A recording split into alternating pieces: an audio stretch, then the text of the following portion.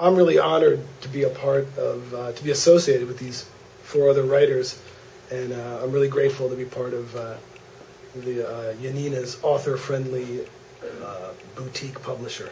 So I'm happy to be here. Radcliffe, Holy Shack, Laura, and I carried our gliders to the top of the beach cliffs. We saw somebody had already launched. His red glider was high up over the sea, so we knew it was doable. The sea wind was coming in strong. It struck the cliff and raged straight up. Launching off the top of that cliff would be like stepping onto an elevator. After a spin in the skies, it would be easy to land where we launched from. We smiled at each other. Piece of cake. While we prepared our gliders, we watched the guy, frolicking in the skies, carve a wide circle and go far out over the sea. I was the first to notice Laura's infamous Laura radar had gone off. She had stopped prepping her glider, her nose pointed to the wind like a hawk. I watched her jaw muscles work. "Is he losing altitude?" I asked her. She didn't answer. Radcliffe and Holy Shack stopped assembling their gliders and stared. Every hang glider pilot knows that when you're high over the surf, you can become delusional. The cliff wind creates such an ecstasy of lift, you forget there's ocean down there. But head too far out to sea, you'll start sinking fast. Some guys don't notice it until they loop around and see they're already halfway down the cliffside. Now you've got to haul ass and do an emergency landing in the sand without falling into the ocean. Most hang glider pilots would rather crash into rock than crash into water. You're tied to your glider, cocooned in your heavy pod, your sodden kite suffocating you as you're buffeted by waves.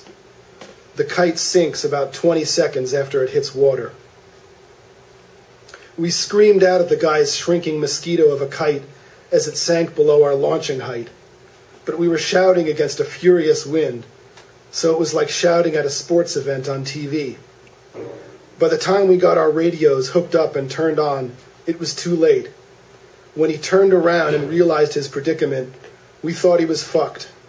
And Holy Shack pulled out our club's long list of emergency numbers, got on his cell phone, and called the Coast Guard. But the guy, for all his dim-wittery, pulled off some Class A flying, getting back in all that severe sink. He was way out to sea, his kite sinking like lead, but he didn't panic. The wind was at his back, and he got his kite pitched at a perfect angle of attack and shot like an eagle back towards the beach.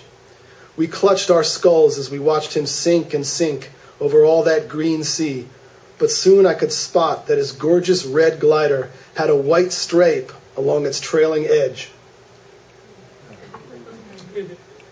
And I realized his kite growing in size a lot quicker than we expected, and some of us started to shout that he just might make it.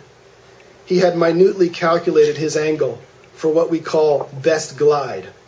Not fastest, not least sink, but furthest flight, which means a deep, calm meditation on the wind speed at your back and a grip on your control bar at the edge of too fast, which under the circumstances required nerves of steel.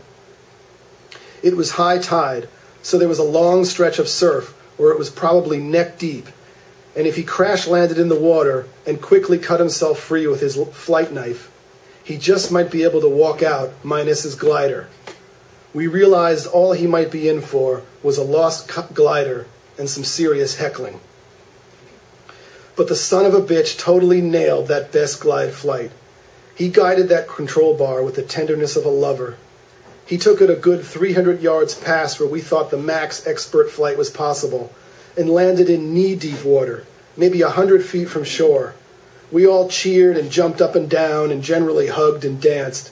We didn't even know the guy's name, but we all confirmed that was the most bitchin' best glide we had yet seen, plus the most balls of steel compensation for a seriously dangerous fuck-up. After our brief celebration, we noticed a small wavelet wash over his kite, and he was dragged back a bit in the undertow. We were all immediately back at the lip of the cliff, shouting, "Cut your line! Cut your line!" but the guy thought his emergency was over. We gawked for a moment in disbelief. Then we all shouted in chorus, "He's trying to save his kite!" With his pod carabiner still hooked into his back, he was dragging his beloved kite towards the sand, like a heifer pulling a plow. Every pilot is supposed to know this is humanly impossible. 10 men couldn't drag a white glider out of the ocean, especially not with waves rushing in and sucking out. We screamed and made hang strap cutting motions at our backs, but he just waved, deaf in the surf, and thinking we were cheering him. Holy Shack screamed into his handset, but the guy's radio had hit salt water. His legs strained in the sucking sand. Foam clung to his pants like plasma. Rocked back and forth in the waves, he had no reference point from which to measure his progress, but we could see he made one step towards the shore for every 10 feet he was dragged back. The ocean was reeling him in like a landfish, but the guy wouldn't give up his precious kite. We threw ourselves into a frenzy when the inevitable cycles of water brought in a long, slow, hump-backed whale of a wave.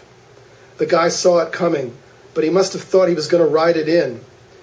The wave lifted his glider and smashed him with it, then dragged his face 50 feet backwards through the sand.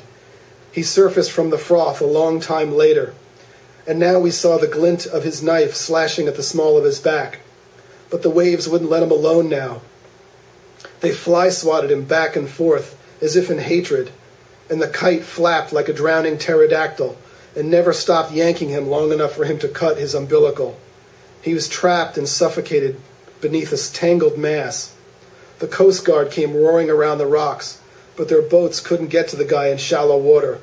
We shouted down for people on the beach to run out and cut him loose, but none of them understood what was going on. We had to stand there and watch for eons before the bobbing helmet underneath the smothering canvas stopped coming up for air, and the kite just dragged back and forth over the waves like lifeless trash. The United States Hang Gliding Association incident report guys, ever vigilant on the Coast Guard's radio channel, were there in 20 minutes, like paparazzi. When it was over, Holy Shack and Radcliffe carried their gliders back down to the car, but Laura and I launched.